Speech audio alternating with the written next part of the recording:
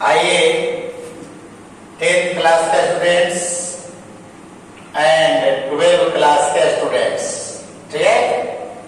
तो आज के वीडियो में आप सभी विद्यार्थियों का स्वागत है और साथ ही साथ मैं उन सभी विद्यार्थियों को धन्यवाद देता हूं जो प्रतिदिन वीडियो देख रहे हैं और उससे फायदा ले रहे हैं।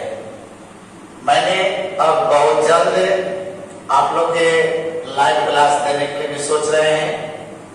आप लोग भी कमेंट्स करेंगे कि लाइव क्लास चाहिए या फिर आप लोग को जो YouTube में चल रहा है क्लास वही किया जाए। आप लोग कमेंट्स के माध्यम से हमें खबर करेंगे और उसी के हिसाब से हम सोचेंगे और फिर लाइव क्लास के बारे में जानेंगे। तो चलिए विद्यार्थी, आज की क्लास फिर बायोलॉजी की क्लास है और कल की वीडियो जो हमने भेजा हार्मोन्स के बारे में भेज रहे थे।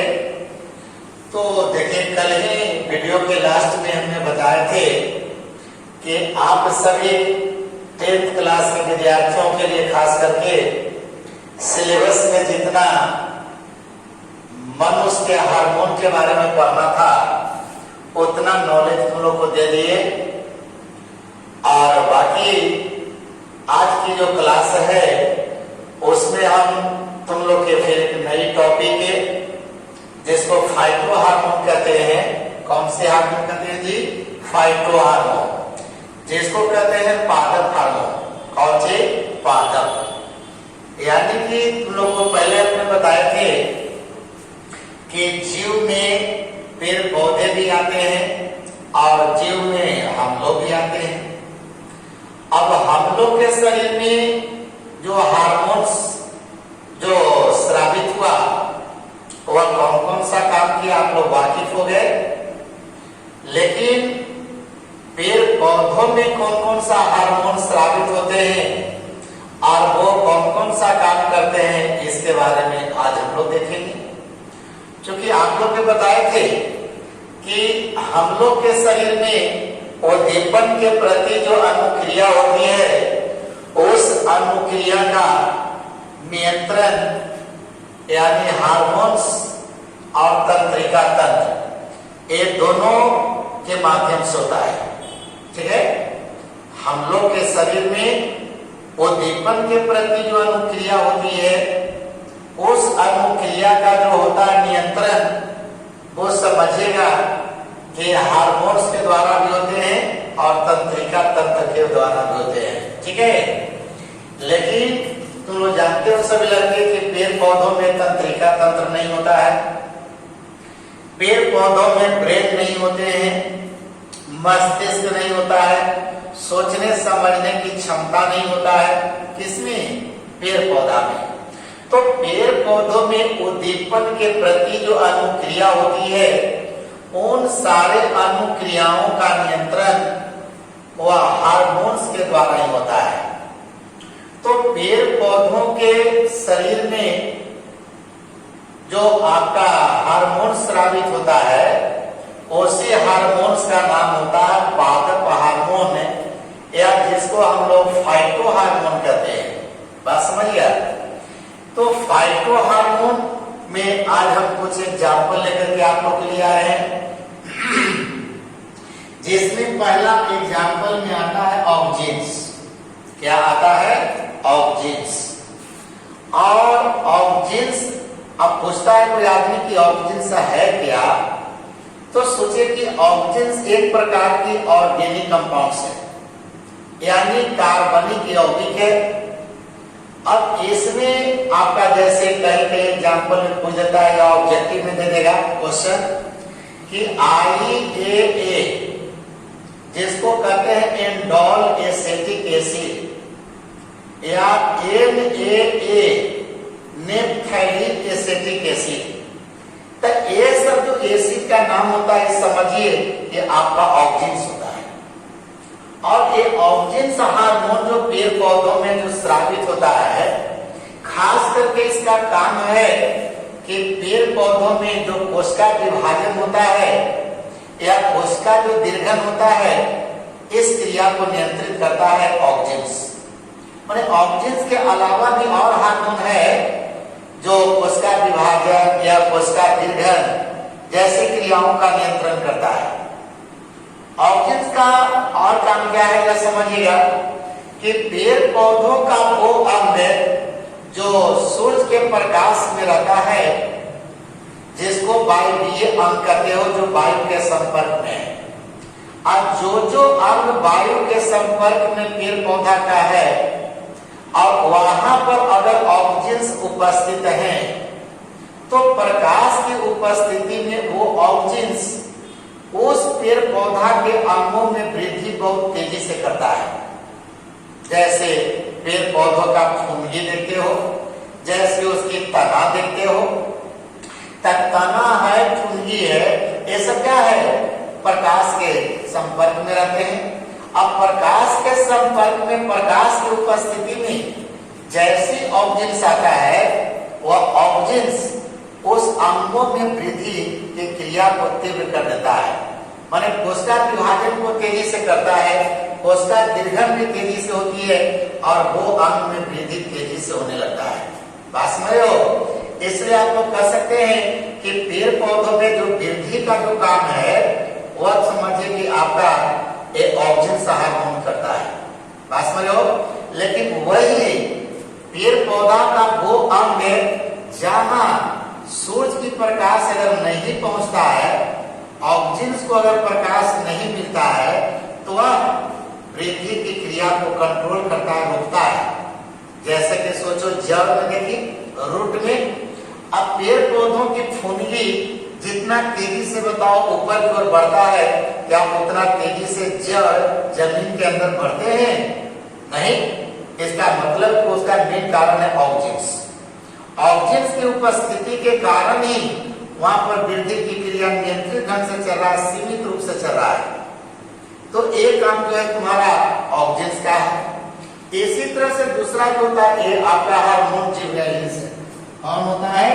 जिबरेलिन्स है। अब जिबरेलिन्स कहते हो तो ये भी समझो कि एक जटिल कार्बनिक यौगिक है। कार्बनिक यौगिक में एक होता है जटिल कार्बनिक यौगिक, एक जटिल अकार्बनिक यौगिक, ऑर्गेनिक कंपाउंड्स और इनऑर्गेनिक कंपाउंड्स। तो जिबरेलिन्स जो होता है ये भी समझिए कि ऑर्गेनिक कंपाउंड्स है। तो समझ लो, जिबरेलिन्स जो है ये भी समझिए कि आपका एक अम्लीय जटिल यौगिक है। जैसे इसको कहता है, जैसे जिब्रेलिक एसिड है, तब जिब्रेलिक जो एसिड कहते हो ये भी समझिए कि आपका एक जिब्रेलिन्स का काम करता है। और ये भी ऐसे कोशिका विभाजन में भी मदद करता है, कोशिका दीर्घन में भी मदद करता है। माने कोशिका की वृद्धि की क्रिया को भी चलिए ये आपका कंट्रोल कर रहा है, कोशिका विभाजन को कंट्रोल करता है। सबसे बड़ी बात यह है कि जिब्रेलिन्स जो होता है वह घर में आपके यहाँ बीज जो रखा हुआ है, मार्केट में जो बीज बिक रहा है, तो मार्केट में जो बीज बिक रहे हैं या आपके घरों में भी बताओ बीज है, तो खास करके याद रखेंगे कि यहाँ पर जो बीज जो आपका सुसुप्तावस्था में है, बताओ आपके घर में आप बीज रखा हुआ है, तो घर में बीज रखा हुआ है तो क्या वो अंकुरन हो रहा है? क्या आपके घर में है ना चना, बेटा आप लोग के घर में चना बीज के रूप में रखे रहते हैं, सब्जी के रूप में भी आप इस्तेमाल करते हैं। तो जब तक वो बताओ पानी के संपर्क में नहीं आता है तो क्या उसमें अंकुरन होता है?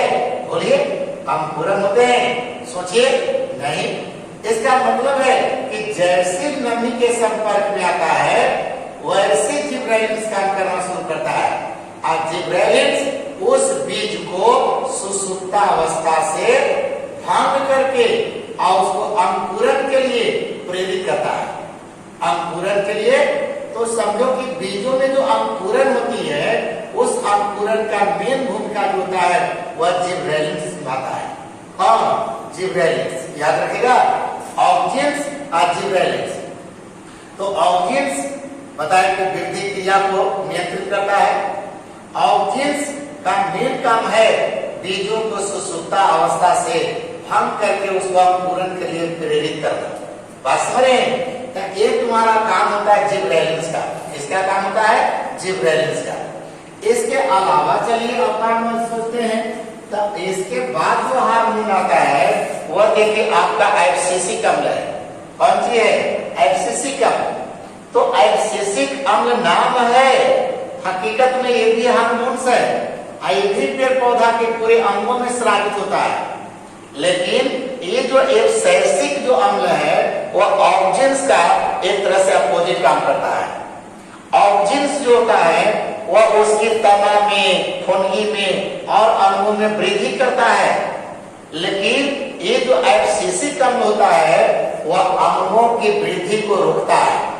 तो अंगों की वृद्धि को रोकता है, इसलिए इसको वृद्धि रोधी हार्मोन कहते हैं। एक ऑब्जेक्टिव ध्यान से निकलेगा, ऑक्जिन्स वृद्धि में हेल्प करता है, अंगों के वृद्धि में मदद करता है, लेकिन ये जो एब्सिसिक अम्ल है ये वृद्धि की क्रिया को नियंत्रित करता है, ये वृद्धि को रोकता है। इसलिए जैसा कभी कभी कोई पौधा होता बौना रह जाता है, जैसे आदमी बौना रह जाता है, तो उसके पीछे तो कारण है वृद्धि हार्मोन, कि अगर वृद्धि हार्मोन की कमी हो गई तो आदमी बौना हो जाएगा। अगर कोई पौधा बौना हो गया, एक पीछे कारण है वह एब्सिसिक अम्ल। कौन अम्ल है? एब्सिसिक अम्ल है। लेकिन एब्सिसिक अम्ल जो है पेड़ पौधों की वृद्धि को भले ही रोकता है, और एक काम जो जिबरेलिन्स करता है वह जिबरेलिन्स का उल्टा काम करता है। ऑक्जिन्स का उल्टा तो करवे करता है, जिबरेलिन्स का उल्टा भी काम करता है। वो कैसे? जरा सोचिए। हमने बताया कि जिबरेलिन्स जो होता है वह बीजों को सुसुप्तावस्था को भंग करके अंकुरण के लिए प्रेरित करता है। और ये जो जिबरेलिन जो कर रहा है, आप लोग एब्सिसिक कर रहे हो, ये एब्सिसिक क्या करता है कि बीजों को सुसुप्तावस्था में ले जाता है। जैसे बताओ खेत में फसल लगा हुआ है और वो फसल को काट करके बताइए आपने खलिहान में लाया, जैसे अनाज को आपने सुखाया उसमें नमी की मात्रा कम हो गई। तो जब नमी की मात्रा कम हो गई तो वहां पर समझिए कि एब्सिसिक जो अम्ल है, हार्मोन है, ये उसको सुसुप्तावस्था में रखता है तब तक जब तक इसको नमी नहीं मिला। जब नमी मिला तब तो बताए कि जिबरेलिन्स काम करने लगेगा। अगर नमी कमी हो गया तो वहां पर एब्सिसिक अम्ल काम करेगा। तो एब्सिसिक अम्ल बीजों को जो है सुसुप्तावस्था में ले जाने का काम करता है। इतना ही नहीं, ये कुछ फायदा का भी काम करता है। और कैसे? कभी कभी देखे होंगे आप लोग लड़के लड़कियां कि कभी कभी कोई पेड़ है, उस पेड़ में फूल लगते हैं लेकिन फल नहीं लगता है। समय से पहले ही फूल गिर गया, अब फल लगता है और छोटा छोटा फल हो गया और फल गिर गया। जैसे आम में देखते हो, लौका में देखते हो, कोहरा में दिखता है, बहुत और भी दिखता होगा पेड़ जिसमें फूल लग रहे हैं लेकिन फल नहीं लग रहा है। तब फूल लगते भी हैं और समय से पहले गिर गया। तो ये समझिए कि समय से पहले पत्तियों को, फूलों को या फलों को गिरने से रुकता है कौन? एब्सिसिक अम्ल। कौन होता है? एब्सिसिक अम्ल। याद रखेंगे तो एब्सिसिक अम्ल पर भी ऑब्जेक्टिव क्वेश्चन बनते हैं, ऑक्जिन्स पर क्वेश्चन बनता है, जिबरेलिन्स पर क्वेश्चन बनता है। और इसी प्रकार से पेड़ पौधों के अंगों में एक और हार्मोन निकलता है, वो हार्मोन गैस के रूप में होता है जिसको एथिलीन गैस कहते हैं। तब एथिलीन है तो गैस जरूर, लेकिन एक ही समझे पेड़ पौधा के लिए हार्मोन होता है। एक एथिलीन की गंध जो होता है पका हुआ फल के जैसा होता है। जब फल पक जाता है उसमें गंध आती है कि नहीं आती है? तब गंध से जो फल आते मैंने गंध आता है वह समझिए एक तरह से एथिलीन का गंध है। किसका गंध है? एथिलीन का। लेकिन एथिलीन जो गैस है सूंघने में भले ही अच्छा लगता है, लेकिन ये भी बेहोशी उत्पन्न कर सकता है किसी आदमी को। इसलिए एथिलीन गैस अगर प्रयोगशाला वगैरह में बनाते हैं तो इसे सूंघने की कोशिश न करें। ये तो खैर पेड़ पौधा की बात कर रहे हैं। तो ये जो आपका होता है जो एथिलीन, एथिलीन का काम क्या करना है कि पेड़ पौधों की जो लंबाई है और लंबाई में जो वृद्धि होता है उसको ये नियंत्रित करता है। तब पेड़ पौधों की लंबाई में वृद्धि को रोकता है लेकिन चौड़ाई को बढ़ाता है। आप लोग देखे होंगे कि बहुत सारा पेड़ पौधे छोटा जब रहता है तो उसका तना पतला रहता है, और जैसे जैसे पेड़ बताओ बड़ा होने लगा उसका तना मोटा होता है। नहीं तो तना जो मोटा होने का होगा ये समझिए एथिलीन की वजह से होता है। किसकी वजह से? एथिलीन की वजह से होती है। समझ लो। इसके अलावा एथिलीन तो कभी कभी आप लोग देखते होंगे सभी विद्यार्थी कि पेड़ में भी फल पक जाता है, कार्बाइड की जरूरत नहीं है। जैसे कि बताइए कि आप लोग के गांव में घर में अमरूद का पेड़ देखा होगा।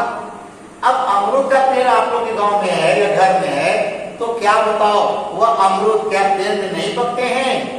बोलिए, पकते हैं। बेल देखा होगा, क्या बेल पेड़ में नहीं पकता है?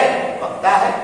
इसका मतलब है कि अगर कोई फल पेड़ में पक रहा है तो इसका मेन कारण है एथिलीन। एथिलीन की वजह से ही कोई फल पेड़ में ही पक जाता है। इसलिए इस हार्मोन को राइपिंग हार्मोन कहते हैं। कौन हार्मोन? राइपिंग। इसलिए यहाँ पर एक बनता है ऑब्जेक्टिव, यहाँ पर देखिए एक बन जाता है ऑब्जेक्टिव। ठीक है, तो यहाँ पर देखिए खास करके जो आपको बताए थे ऑक्सिन्स में कि देखा जाए पौधों प्रकाश उपस्थिति में वृद्धि जो है ये क्रिया में मदद करता है। ये तो बताया कि ब्रेनिन जो सुसुप्तावस्था को भंग करके अंकुरन के लिए प्रेरित करता है। तो ये सब क्वेश्चन क्या है? ऑब्जेक्टिव है, और इसको आप लोग नोट कर लीजिए और इसको तैयारी कीजिए। और पेड़ पौधे में कुछ हार्मोन स्रावित होते हैं वो फिर हम अगले वीडियो में भेजेंगे, लेकिन आप इतना जो भेजे हैं इसको आप कॉपी में नोट कर लीजिए और इसको याद भी कर लीजिए। इससे भी मजेदार टॉपिक अगला वीडियो में आपका जाएगा, जिसके बारे में आप लोग देखेंगे कि पेड़ पौधा में और कौन सा हार्मोन स्रावित होता है। इसके बाद हम लोग को बताएंगे तंत्रिका तंत्र के बारे में, पूरा दिमाग के बारे में बताएंगे कि आपका दिमाग कैसे कैसे काम करता है। ठीक है, आज यहीं पर क्लास को स्टॉप करते हैं। धन्यवाद, गुड नाइट।